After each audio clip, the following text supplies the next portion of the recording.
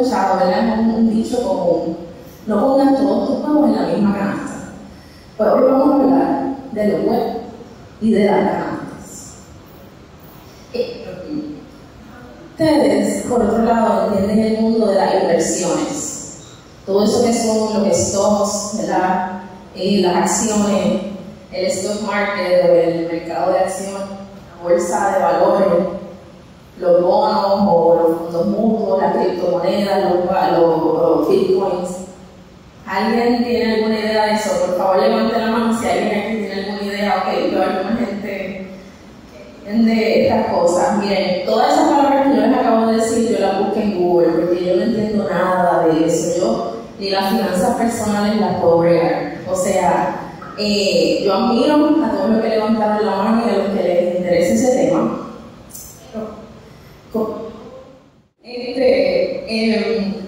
Yo no sé nada de números, ni de cálculos, ni de riesgos, ni de tendencias, ni de ganancias, ni de pérdidas. Todos esos problemas en mi cabeza yo lo llevo a nivel de kindergarten, que es los huevos y la gallina. Donde tus huevos, que son tus recursos, en dónde tú los pones, ¿verdad? ¿En qué canasta tú los pones? Así que yo quiero que tomemos de esa imagen el tema o la idea de invertir, ¿verdad? Todos tenemos cosas parecidas en las manos, todos tenemos talento, el que parece más exitoso o el que parece menos, todos tenemos un recurso y un talento, algo valioso en las manos que Dios es el que lo ha depositado allí. Y de lo que vamos a hablar hoy es de cómo esos recursos y eso valioso que tenemos, cómo nosotros lo estamos invirtiendo, en dónde, en qué, para qué y por qué. Pero ¿qué significa esa palabra invertir? Tiene varios significados, ¿verdad? El más literal es intercambiar o sustituir, ¿verdad? Invertir, una cosa que estaba aquí, la sustituyo o la cambio por otra. Otra es utilizar o gastar. Y la que vamos a usar hoy es la definición que dice que es emplear o usar un recurso con el objetivo de alcanzar un beneficio. Así que yo tengo un recurso, yo lo invierto o lo pongo en un lugar con la esperanza y la fe de que eso crezca y se desarrolle y me dé un resultado. Eso es invertir. Recurso, lo pongo en la canasta en donde crece y se desarrolla y luego recojo en la cosecha de esa inversión. ¿Ustedes creen que deben informar la inversión? Ustedes se imaginan a Dios como este hombre así con un gabán allí en Wall Street, mirando así las pantallas y chequeando las inversiones, cuántas ganancias hay. Bueno, quizás no con un gabán en Wall Street, pero sí, a Dios le interesan las inversiones. Y nosotros lo podemos ver bien fácil en esa parábola de las monedas de oro, que está en Mateo 25. Allí vemos a un hombre, que es una parábola que Jesús cuenta, en donde vemos a un hombre que le da monedas a sus siervos y le dice: yo me voy a criar, vengan ustedes y cojan esas monedas que yo les he dado y inviértanlas. Y el hombre se va. Cuando el hombre regresa de su viaje, ¿qué pasó con esos siervos que habían cogido las monedas? Pues unos cuantos de ellos le dijeron: mira, Dios, tú me diste $1, yo me lo llevé, hice tal y tal, lo invertí y ahí te estoy dando $10 para atrás. El otro: mira, Dios, tú me diste 50 centavos, yo hice y te estoy trayendo $5. Y el otro dijo: mira, Dios, tú me diste 25 centavos. Pero como yo soy un hombre tan severo y tan celoso con tus recursos, yo tuve miedo, yo lo escondí, lo enterré para que no se perdiera. Así que toma, aquí está tu peseta de vuelta. ¿Cómo ustedes creen que estaba ese hombre con ese siervo? Bien feliz y contento. No, le dijo: Dios mío, muchachos, pero si aunque hubiera puesto esa peseta en el banco, ahora yo por lo menos tendría que ser 50 centavos por los intereses, algo hubiera ganado yo de vuelta. Así que se molestó con el hombre y lo castigó, ¿verdad? Ahí podemos ver ese carácter de Dios, que es un Dios que le interesa la ganancia, le interesa el desarrollo, le interesa el crecimiento, no el estancamiento, ¿verdad? Y Dios nos permite un privilegio en su sabiduría de que nosotros podamos invertir en el reino de los cielos, que es el mejor negocio que nosotros pudiéramos hacer. ¿Saben por qué? Porque es el único negocio en que tenemos 100% de garantía de que vamos a ganar. Los que saben de inversiones saben que a veces eso es un juego de la ruleta rusa. Tal vez gana, tal vez pierde. Hoy quizás las acciones suben y mañana bajan y uno puede tratar de pronosticar, pero nadie sabe a ciencia cierta si esa inversión va a funcionar o no. Pero en el reino de los cielos tenemos una garantía del 100% de que cualquier cosa que hagamos para el reino no es en vano. Y eso no lo digo yo, lo dice ¿quién? La palabra lo dice, nada de lo que hagamos para el Señor es en vano. Así que en la porción que vamos a tener en Lucas 12, los versículos del 32 al 40, Jesús nos da unas instrucciones claras de cómo invertir. En ese momento Jesús estaba caminando, estaba en un viaje de camino en dirección hacia Jerusalén y él iba parando en diferentes aldeas y en diferentes pueblos. Y en ese trayecto Jesús estaba haciendo milagros, estaba sanando enfermos. Jesús estaba debatiendo y argumentando con los fariseos y con los religiosos. Se estaba enseñando a las multitudes con parábolas. En resumen, Jesús estaba haciendo lo que Jesús típicamente hacía en su ministerio, ¿verdad? Él estaba normal en la vida haciendo lo suyo. Y en este capítulo 12, a lo largo de todo el capítulo, que les recomiendo, ¿verdad?, que lo puedan leer después con calma, una vez que Jesús da un mismo mensaje de diferentes formas. Literalmente yo tuve que marcarlo en una de las maneras en que decía lo mismo de diferentes maneras. Hagan eso.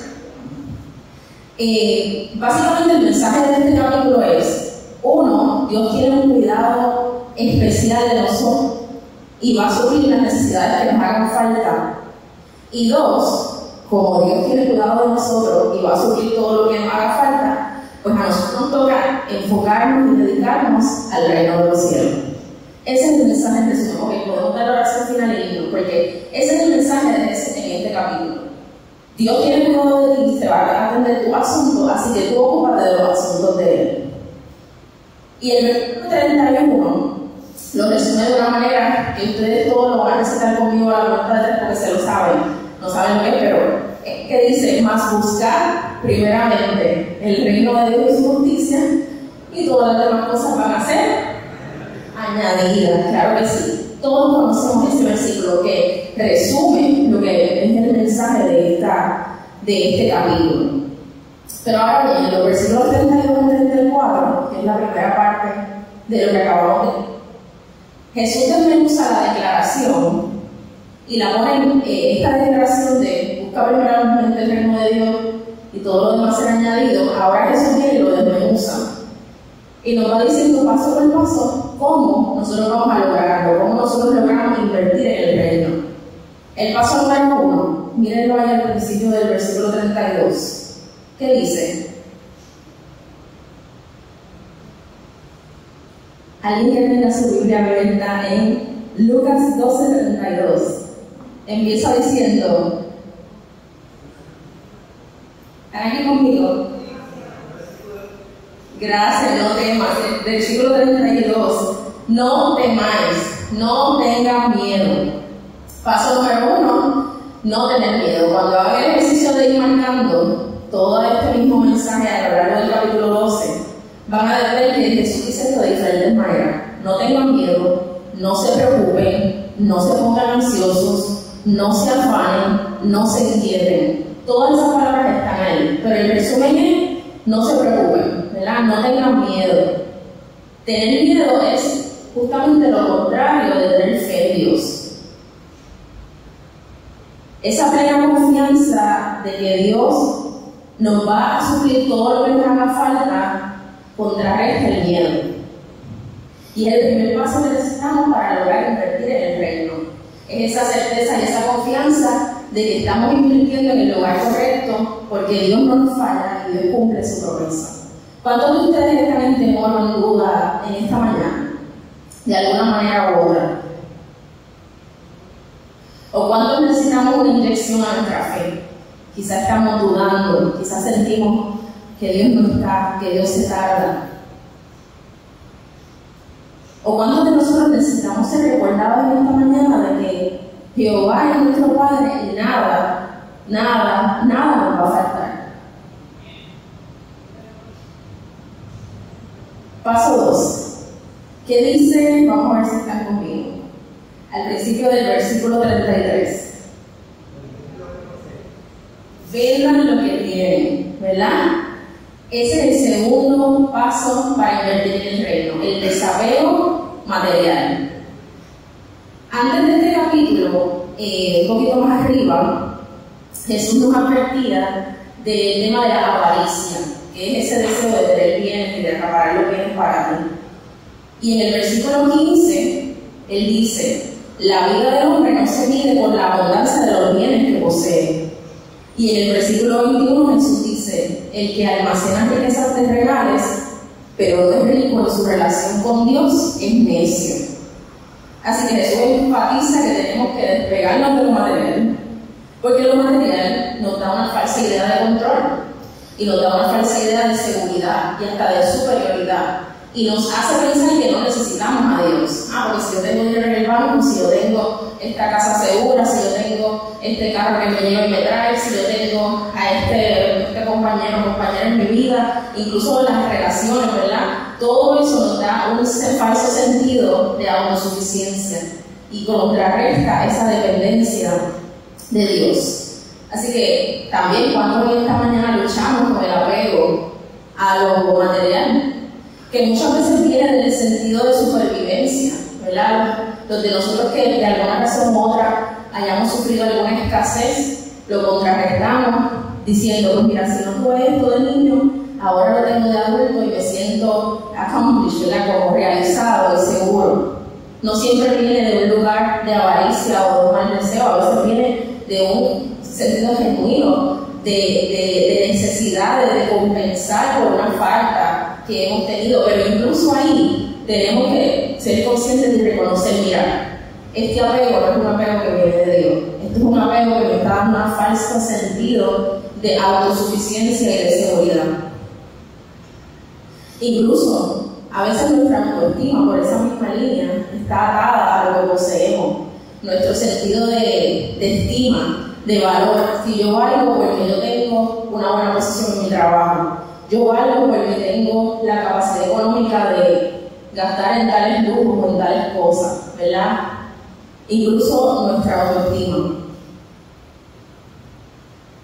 O por ejemplo también, a veces nuestra fe en Dios está basada en cuánto Dios nos da o cuánto Dios nos quita. Si Dios me prospera en el trabajo, pues Dios está conmigo.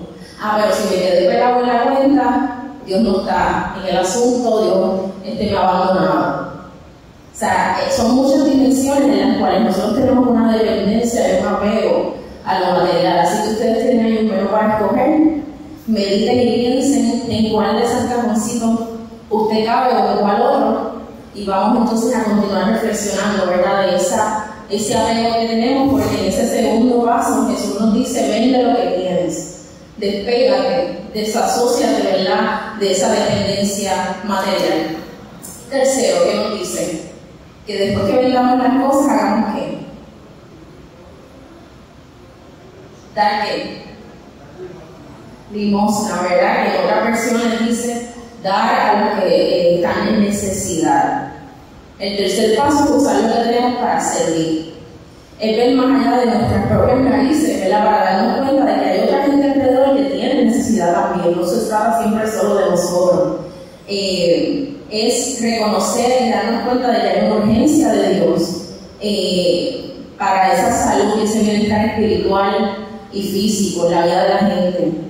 Y es movernos de esa mentalidad individualista a la colectiva. ¿Cuántos de nosotros, en este tercer punto, dedicamos el mínimo de nuestro tiempo al servicio? El mínimo. El mínimo que hay que tener como para cumplir, para no sentirnos tan mal con nosotros mismos. Porque podemos ir a la iglesia todos los domingos, podemos ser cristianos de toda la vida, podemos estar metidos en 20 ministerios y como quiera estar dando el mínimo del servicio. ¿Amén? ¿Escucha algo amén? Esos son los tres pasos: creer en Dios, desapegarnos de lo material y servir, pero servir de todo corazón, que nos van a llevar automáticamente, como dice ahí en la palabra, a estar invirtiendo nuestros huevos, ¿verdad?, nuestros recursos en la mejor de las canastas. La canasta del reino de los cielos, esa canasta que no se pudre, que nadie se puede robar, que nos garantiza unas ganancias de dimensiones eternas. Así que, a la luz de esto, yo les invito a reflexionar en qué tú estás invirtiendo tus recursos hoy. Si tú hicieras un análisis así, siguiendo esa línea de los ejecutivos de Wall Street, si hiciéramos como un pie chart de esas diagramas que son como un círculo dividido así con estadísticas y por ciento, ¿saben lo que les estoy hablando? Solo quiero que tan técnica con la metáfora, pero sigamos. Si nosotros hiciéramos ese análisis, ¿verdad?, de cuántas horas al día y cuánto tiempo de vida invertimos, ¿verdad?, a qué nosotros dedicamos nuestro tiempo, nuestros esfuerzos, nuestro dinero, nuestros talentos idóneos, ¿cuánto de ese por ciento va a estar dedicado a cosas terrenales, pasajeras, mundanales, que no importan realmente? ¿Y cuánto por ciento va a estar dedicado al reino de los cielos? Imagínense solamente un segundo ese pie chart, esa diagrama. Vayan distribuyendo de todo lo que hacemos en una semana, que se acumule y se hace mes, que se acumule y hace años. ¿Cuánto de nuestro tiempo verdaderamente estamos dedicando a las cosas eternas versus a las cosas que se van a acabar? Porque, como les dije, es fácil asistir los domingos a la iglesia, como yo hago, como ustedes hacen, ¿verdad?, como todos hacemos, pero olvidarnos de la iglesia por el resto de la semana. Y me refiero a la iglesia como esta estructura, ¿verdad?, en este edificio en el que estamos, pero también a nosotros como grupo de personas, como cuerpo, ¿verdad? ¿Ustedes creen que en la iglesia hay trabajo que hacer, tanto en la estructura física como en el grupo que somos nosotros? Trabajo de mano, ¿verdad? Trabajo, yo sé que muchos de ustedes, la mayoría incluso tienen varios sombreros. No solamente tienen un rol, sino que hacen muchas cosas dentro de la iglesia. Pero el punto quizá de lo que esta mañana yo reflexionaba era que yo creo que Dios quiere tratar también con nuestros corazones. Porque ese servicio, muchas veces, para todos nosotros, empezando por mí, cae en un estado de servicio automático. Pues yo estoy en este ministerio, hoy tengo reunión, a mí me toca hacer esto, dale, lo hago. Pero yo reflexionaba esta mañana en de qué lugar, de dentro de nuestros corazones, está viniendo esa motivación y ese servicio a Dios. Es un servicio genuino y verdadero. ¿Motivado por qué? Porque se ve bien que yo sirva para sentirme mejor conmigo mismo. O porque es que lo necesitan y lo pidieron, así que bendito, déjame hacer el favor, ¿verdad? Es un servicio por costumbre, es un servicio por hacer algo más diferente en mi vida, o es algo que viene de un sentido de agradecimiento genuino al Señor y de un sentido de pasión, porque tú y yo creemos que esto es lo mejor que nosotros pudiéramos invertir. Y esa es la palabra que a mí me traspasó como una espada, ¿verdad? Porque yo estoy en ese corillo, en el corillo de los que llevan toda la vida en la iglesia, que ya es automático estar en este ministerio, estar en esto, pero llega el punto en el que yo digo, Dios mío, de verdad yo creo en esto, de verdad yo creo que versus yo irme a poner mi esfuerzo en, qué sé yo, unidad de negocio o en una sin fines de lucro, que haga una buena labor por la gente. De verdad yo pienso que la mejor inversión es poner mi tiempo, mi esfuerzo, mi talento, mi dinero, todo lo que yo soy en la obra del Señor en esta iglesia. Y fue como bien confrontativo, me confrontó profundamente. Y pues nada, comparto con ustedes esta reflexión para que hagan lo mismo. ¿Qué nos está motivando a estar aquí? ¿Qué nos está motivando a servir? ¿De verdad creemos que esta es la mejor inversión que nosotros pudiéramos estar haciendo con nuestro tiempo, con nuestra atención, y lo estamos haciendo desde lo más profundo del corazón, con un sentido de agradecimiento y de convicción de que aquí es que Dios nos quiere trabajando y sirviendo? Así que ese es el llamado de la mañana, a que podamos evaluar ese servicio.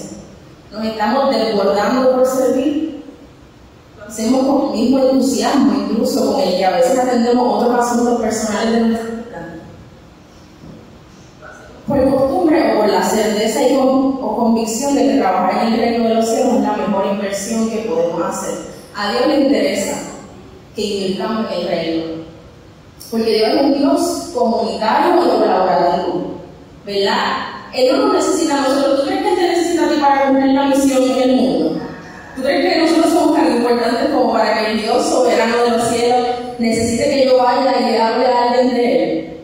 Dios no nos necesita. Nosotros lo necesitamos a Él en todo caso, pero Dios no nos necesita y sin embargo, Él quiere que nosotros seamos parte del reino. Él quiere que seamos colaboradores y copartícipes de la misión de salvación para el mundo. Y nos sigue convocando en esta mañana.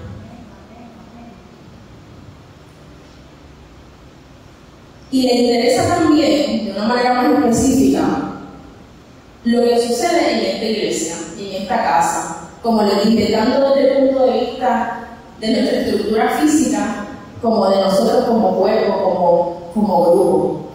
¿Por qué? Porque ustedes creen que a Dios le importa lo que pasa en este templo. El templo, este lugar físico, aquí donde estamos geográficamente localizados y también nosotros como grupo, representan el lugar comunitario del encuentro, de darnos la mano, de vernos, de apoyarnos, de escucharnos, de orar unos por los otros, de dar servicio a los necesitados, de poder conectar, ¿verdad?, unos con los otros, reconocernos en la cara del otro. Tu sufrimiento es mi sufrimiento, tu dolor es mi dolor, y tu alegría también es la mía. Y sobre todas las cosas es el lugar donde nosotros reconocemos quién es Dios, ¿verdad? Reconocemos y adoramos a Dios y reconocemos su rol en nuestra vida. Pero hoy, muchos de nosotros, y yo soy la primera que estoy en esa lista, estamos en la mentalidad de que Dios está en todo lugar. Dios no necesita encajonarse en estas cuatro paredes de este templo para tener poder. ¿Ustedes han pensado eso alguna vez? O yo soy la única que ha estado en esa mentalidad. Lo pensamos, decimos así, la iglesia es importante, pero en verdad Dios es más grande que el templo. Dios está, y es verdad, Dios está en la esquina de la calle, ahí con el deambulante, y Dios está en mi casa, ahí en la esquina donde yo jangueo, lo que sea. Dios está en todo lugar, eso es verdad. Pero Dios también está aquí.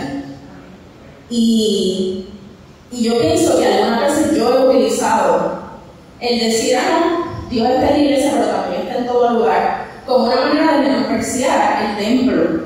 De decir, eso no es tan importante, está bien, si la pared está pintada no me importa. Y es una manera que a veces usamos para menospreciar este lugar. Pero a Dios le interesa este lugar, a Dios le importa. Y Dios quiere que nosotros invertamos tiempo, esfuerzo, dinero, talento, corazón, que le demos el pellejo en este lugar.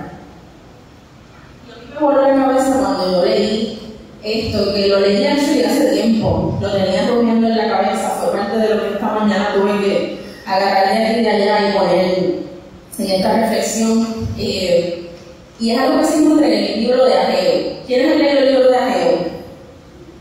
Él tiene 2 capítulos, por favor, todos van a llevarse la segunda tarea que es leer el libro de Ageo. 2 capítulos Antiguo Testamento. Y hago un paréntesis.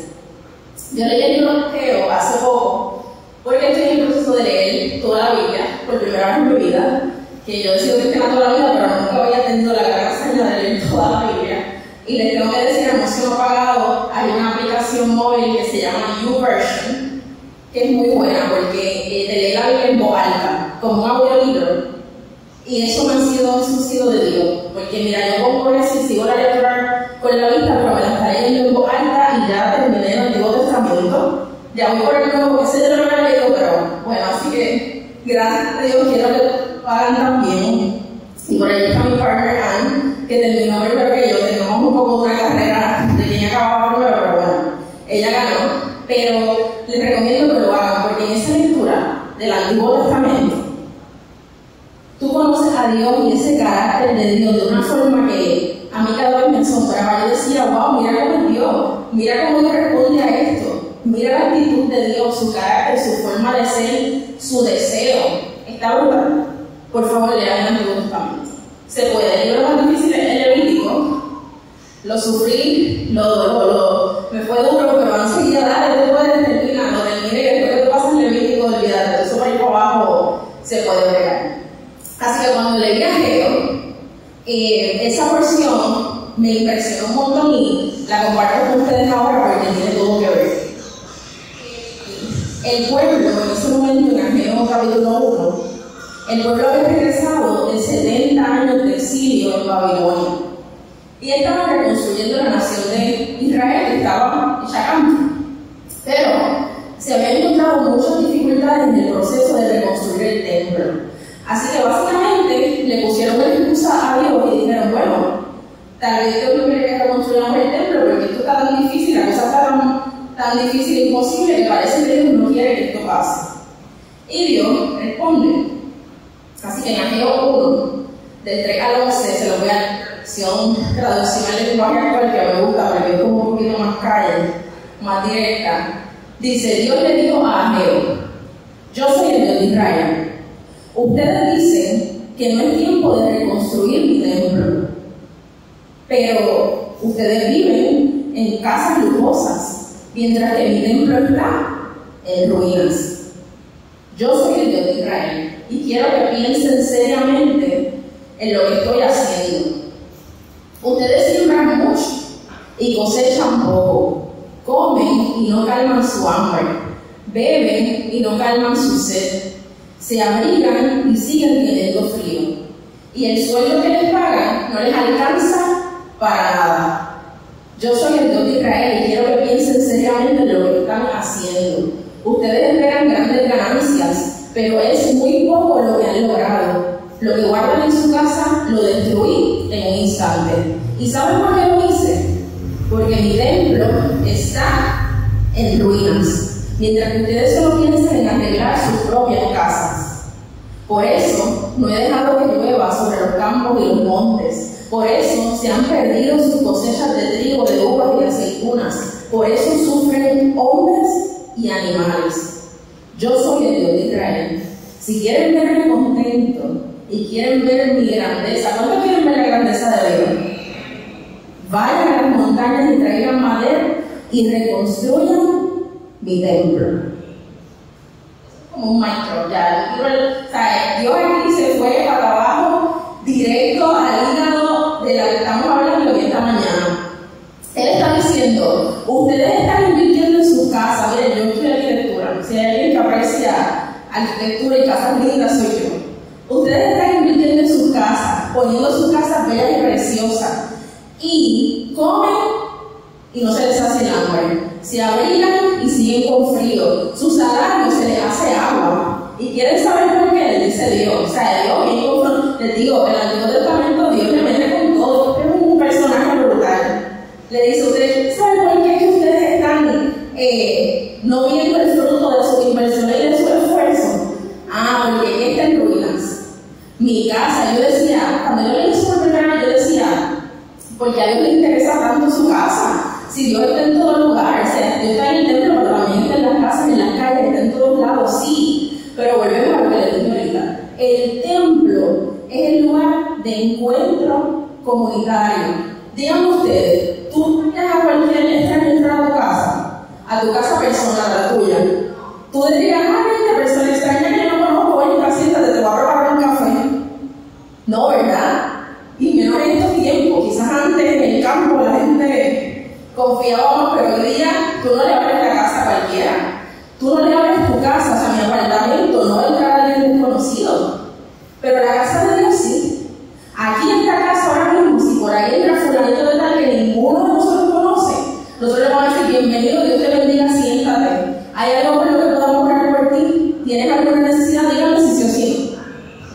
Sí, pues eso fue otra realization, la otra cosa que yo dije, wow, a Dios le interesa que su casa sea reconstruida porque su casa representa ese amor incondicional que yo mismo en mi casa personal no voy a dejar de entrar, pero aquí yo te voy a recibir con los brazos abiertos, con un deseo genuino de conocer tu necesidad y de apoyarte, de perseguirte en oración y de bendecirte. ¿Es o no es? ¿Tiene sentido todo lo que pasó esta mañana a las 6 de la mañana? O sea que en este momento en Ageo estaba molesto con el pueblo, porque le dieron prioridad a sus propios intereses personales, individualistas, egoístas, antes que a la casa que representa el amor incondicional, el esfuerzo colectivo, comunitario, el servicio al prójimo. Y volviendo ahora, de vuelta a Lucas, ya después de hacer nuestro recorrido por Ageo, volviendo a Lucas, podemos ver cómo también Jesús está haciendo lo mismo que hizo Dios en el Antiguo Testamento, dándose énfasis a ese servicio. En el versículo 34,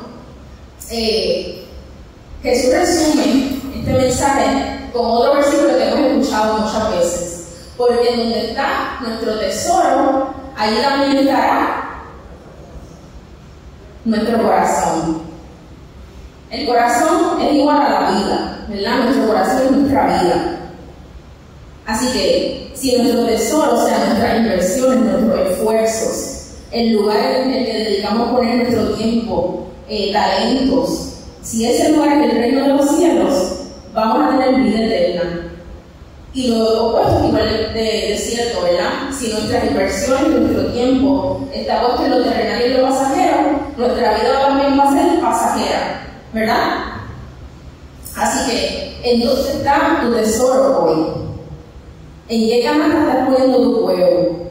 ¿En las canastas que se pudren o en las del reino?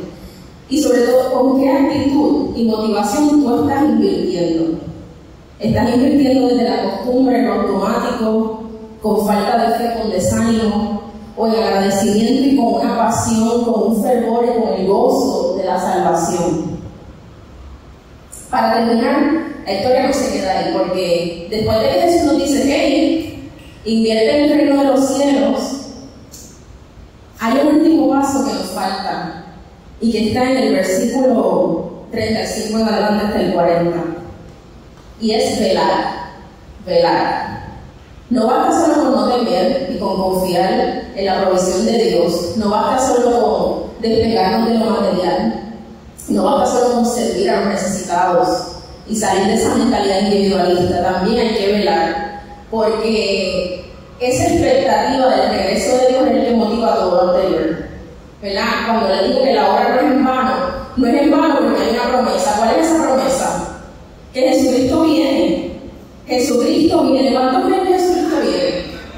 Jesucristo viene por su iglesia, y ese es el motor que nos tiene que impulsar a invertir en el reino de los cielos para poder ver esa promesa cumplida. La palabra en el versículo 40, que es parte de lo que leímos hoy, dice: vosotros también estad preparados, porque a la hora en que no venís, el Hijo del Hombre vendrá. Y muchas veces nosotros vivimos como si Jesucristo no fuera a volver. Pero esta mañana nos está recordando que Él va a volver vestido en gloria. ¿Cuántos pueden alabar al Señor por eso?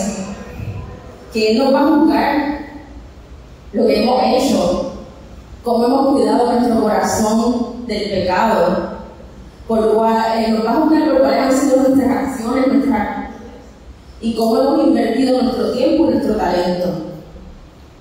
Así que, como la parábola del principio, ¿se acuerdan la parábola que les dije? Que el amo volvió y le preguntó a su siervo: ¿cuánto me estás dando de vuelta? Porque Dios nos da, y cuando Él regrese, espera que nosotros le devolvamos más de lo que nos dio. Así que si el plan tuyo hasta ahora es: bueno, pues Dios me dio esto, cuando Él vuelva, pues yo le voy a dar eso mismo para atrás, ya está mal. Dios nos va a pedir más de lo que Él ya nos ha dado.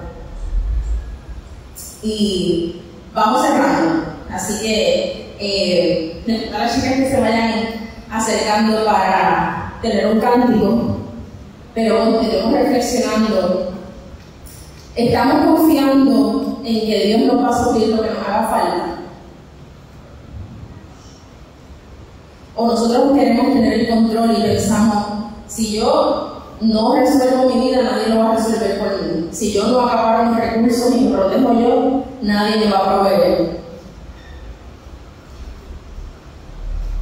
La palabra del Señor en este mismo versículo, en este mismo capítulo 12, que ustedes se van a llevar de tarea, La palabra del Señor dice: miren las aves del cielo, no siembran ni cosechan, y Dios les da alimento diario. Tú vales mucho más que las aves, y Dios todos los días a las aves le da cuidado y alimento. Así que cuánto más a ti. Y esa es la esperanza y la fe con que tenemos que empezar. O quizá tu situación en esta mañana es que estás apegado a lo material. Quizá lo material define tu identidad. Así que reflexiona cuánto estás gastando, cuánto tiempo en sacar cuenta, en hacer las matemáticas, en compararte con lo que tiene el otro, en seguir deseando más y más y más.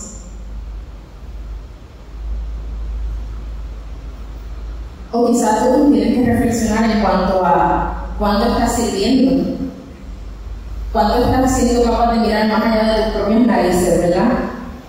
Y con qué motivación estás sirviendo. Así que te pido que inclines tu rostro y reflexiones cuál de todas estas agüitas te caen, ¿verdad? O si te caen todas, pues más todavía inclina el rostro, ¿verdad? Y vamos a reflexionar y a pedirle al Espíritu Santo que sea Él el que nos redarguya, ¿verdad? Él es el único que puede hacer el trabajo en nosotros, así que reflexionemos acerca de en dónde estamos invirtiendo y con qué motivación lo estamos haciendo.